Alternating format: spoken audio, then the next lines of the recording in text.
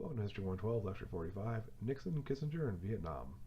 One of Nixon's most important appointments, at least with regards to Vietnam War, is Henry Kissinger, and he appoints him as National Security Advisor. Now, Kissinger is a Harvard professor who's very brilliant and brings a lot of brain power to the table, and he is going to work with Nixon to devise various methods to break the stalemate in the Vietnam War, including making the continuation of the war more acceptable to the U.S. population. And that's a strategy they call Vietnamization. What they're going to do is they're going to limit the pool of those subject to the draft lottery to the bare minimum and urge the creation of all volunteer army. And most importantly, they're going to try to shift the fighting to U.S. trained South Vietnamese army troops. In other words, they want to reduce the amount of fighting being done by American soldiers and as a result reduce American casualties and the number being drafted.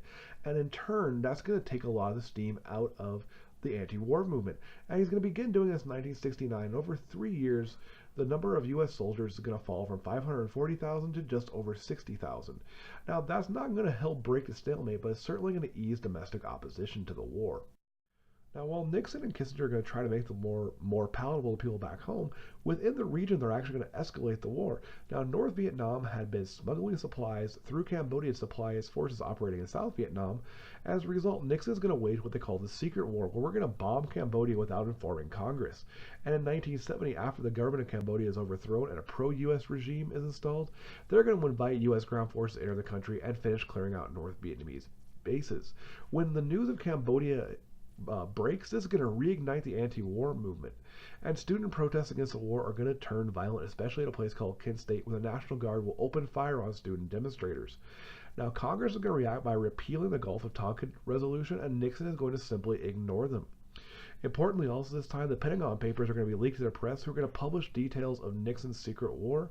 And the Supreme Court is ultimately going to back the newspapers, ruling that while the acquisition of the papers in the first place was an act of espionage and treason, one that the person who stole them is guilty, but the newspapers have every legal right to print them because they are a matter of critical interest to the American population. On top of that, the war is also going to further be sapped of its support by things like the My Lai massacre, when a number of people are convicted for overseeing the execution of 300 civilians. And most people at the time thought this was probably not an exception, but indicative of a widespread problem. In addition, the army is increasingly seen to having problems with things like drug addiction, racial tension, and the frequent murder of unpopular officers. As a result of all this, by the end of 1971, two-thirds of the country was in favor of withdrawing from Vietnam. Nixon is going to use the FBI and CIA to spy on anti-war activists and try to use the information they obtained to embarrass or discredit them.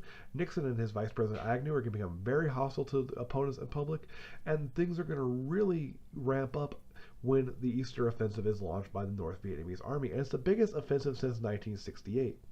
Now, American and South Vietnamese forces are able to halt the North Vietnamese Army, but it's clear that they cannot hold out without further U.S. support, and Nixon has to step up the bombing of North Vietnam, especially port cities. Now, for Nixon, the Easter Offensive of 1972 posed quite a problem because he had run in 1968 on a promise to end the war, and 4 years later, there's still no end in sight. So he steps up and attempts to negotiate peace, and the United States is going to even go so far as to drop the demand that the North Vietnamese Army withdraw from all South Vietnamese territory. And days before the 1972 election, Kissinger announces that talks are progressing, and as he put it, peace is at hand. The United States and North Vietnam are able to agree a ceasefire, but South Vietnam is going to refuse the terms. That's going to mean that talks are going to break down in December, and the Christmas bombing campaign begins as the heaviest of the war. This brings North Vietnam back to the table, and North Vietnam gives a couple of extra concessions, and the United States is going to force South Vietnam to accept. Now, the basic terms of ceasefire are this. North Vietnam will be allowed to stay with the territory they have, but not to advance. The United States will withdraw from South Vietnam, and North Vietnam will promise the South Vietnamese government will continue for now. And there'll be a committee formed to work out some form of permanent settlement and some form of reunification of the country, and that American air power can be used to guarantee the peace. Now, the problem is this ceasefire breaks down almost as soon as the United States leaves, and in March 1975, North Vietnam will again launch a massive offensive. President Ford, who is now in charge of the White House at this stage, is going to ask Congress for further funds for military aid to South Vietnam, but Congress will refuse. In April 1975, Saigon will fall and South Vietnam will be effectively under the control of North Vietnam.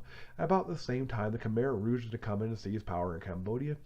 And overall, this becomes a major setback for U.S. foreign policy in the region.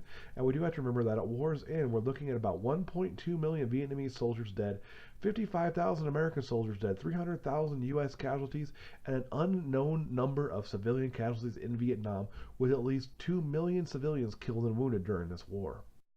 So what's the big idea here? Well, first we have to remember that at this point in history, this is America's longest war and certainly remains as such until the 21st century.